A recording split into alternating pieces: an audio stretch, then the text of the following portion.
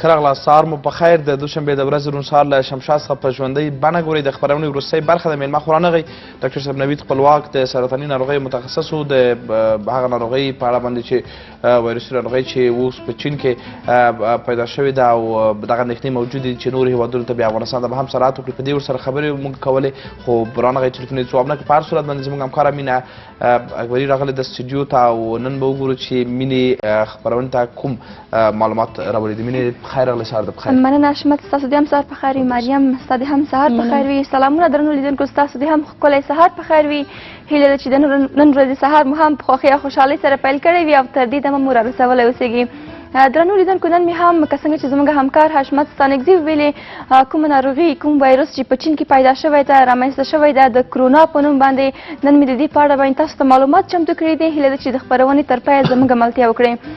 درنو لیدونکو کوم د کرونا وایرس چې ده په چین کې چې اوس پیدا شوی ده دا لومړی ځل نه ده د کرونا د وایرس شپږ ځلې مخکې هم دا د کرونا وایرس رامنځته شوی و چې په ډېرو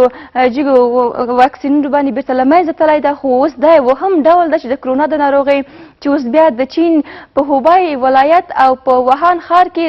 لومړی ځل ده چې را پیدا شوی ده او نښې لیدل شوي دي او همدارنګه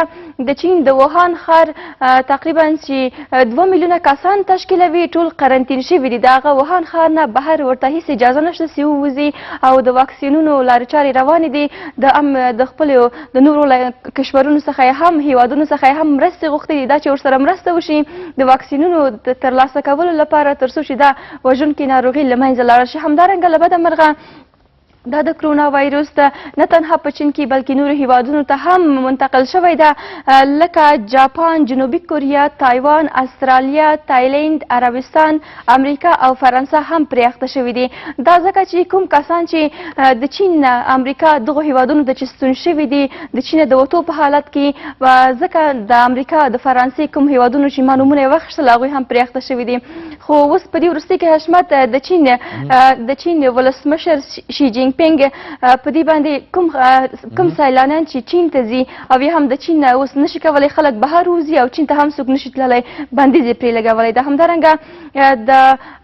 وهان ښار خلک خو د خپل ولایت څخه د خپل همغه منطقې څخه باندې نشي وتلی همدارنګه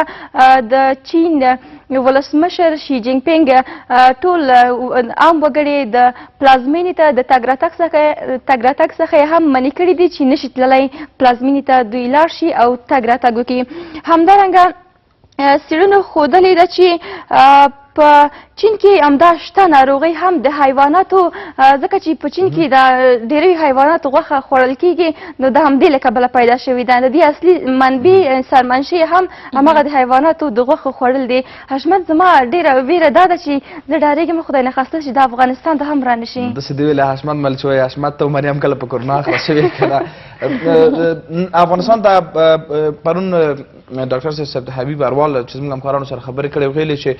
اندېښنې سمې دي خو دومره په افراطي ډول به ډېر اندېښمن ونه اوسو یو خو افغانستان ته د چینایانو راتګ ډېر زیات کم دی نه راځي خو یو اندېښنه دا موجود ده کوم افغان سوداګر تجاران چې هلته دي محصلین چې دي چې ځي راځي له چین څخه افغانستان ته افغانستان نه بېرته چین ته دغه اندېښنې موجود دي چې دوی دغه ناروغۍ له ځان سره رانه وړي نو په همدغه دلیل باندې پرون د بهرنیو چارو وزارت سرپرست هارون چغانزوري په مشرۍ یوه ناسته هم ترسره شوې وه چې د افغان د محصلینو لپاره او دغه ناروغۍ هلته کوم تدابیر باید ورته ونیول شي دلته دغه بیړنۍ ناسته ترسره شوې د بهرنیو چارو په وزارت کې نو زه هیله مند یم چې هغه ژمنې عامې روغتیا وزارت کړي چې په هوایي ډګرونو کې میدان هوایي کې به دوی تدابیر خپل ونیسي هیله مند یم چې دغه مخنیوی ونیسي خو اندېښنې شته خو ډېر زیات باید ونه ویرېږو خطرناک ناروغۍ ده ځکه ډاکټر وایي چې درملنه کوله خپله هم مړ شوی دی ډېری کسان همغه په چین کې ډېری همغه کوم مامورین چې موظف شوي ول اوس همدارنګه د چین په ټولو ښارونو کې په ټولو ولایتونو کې موظف شوي مامورین ورته اقدام کړي دي چې په کومو تمځایونو کې یا هم په سړکونو کې هر ځای کې چې هم وګړي ویني نو باید معاینه شي کوم مشکوک خلک چې وي هغه قرنطین کوي حشمت که څنګه چې تا مخکې ویلې د چین خلک دلته نه راځي زه په دې ډارېږم هغوی د قرنطین نه ونه ډار شي او د افغانستان پلو ته راشي نه یو نظر دا چې تګ راتګ ډېر زیات کم دی امکان ډېر کم راشي خو مهمه دا ده که تدابیر ولرو یعنې دا کور کېږي مخنیوی کېږي چې هوایي ډګرونو کې مخنیوی وشي خو په ټوله کې وژونکې خطرناکه ناروغۍ ده خدای مو دې تر اوسه دې زموږ ټولو هېوادوال بس مینې داسې ده چې دا ناروغي خطرناکه ناروغي ده او دلته ډېرې ستونزې دي نو او ډېرې. الله تعالی ته به دا دعا کوو اول خو د خدای تعالی هېڅ دلته نه راولي نو بیا موږ دا هم ضمانت نشي کولی چې نه راځي ځکه دلته فکر نه کوم په دومره اسانۍ ورته هغه څه چې پکار دی ورته ترسره شي او بل د یوې انساني عاطفې له مخې تمه ده چې هغه ځایونو کې چې دغه ویروس شتون لري دا هم له منځه لاړ شي. او همدارنګه د چین د روغتیا رسنیو وزارت دا ښودلې ده ویلي دي چې تر اوسه که څه هم ویل شوي دي چې اصلي آمار یې نه وایي چې دا چې څو کسان وژل شوي خو دوی ځکه چې له ویرې نه که پوره آمار یې ووایي د هیوادوال به نور هم په تشویش کې شي. ویل شوي دي چې تر اوسه 40 کسان وژل شوي دي او 29 ولایته یې پرې ککړ شوي دي چې 1400 ښارونو څخه تشکیلیږي دا ټول پرې ککړ شوي اخته شوي دي. نو دا ډېره زیاته د اندېښنې خبر ده چې کله ګورم دومره ډارېږم راته ډېره زیاته ویره اچول کېږي چې دا څه رقم خبر ده. او همدارنګه د دې نه مخکې هم د سارس د وایروس په نوم باندې هم په چین کې یو ناروغي رامنځته شوې وه چې ډېره زیاته وژنه یې لرله. که څه هم که دا د کرونا د ناروغۍ مخنیوی هم ونه شي د دې مرګ ژوبله به هم ډېره زیاته وي دا چې ډېر کسان به پرې اخته شي. نو زه خو خواشینې یم نه پوهېږم چې وشي خدای دې نه کړي چې دلته راشي. نور څه پاتې دي مینې؟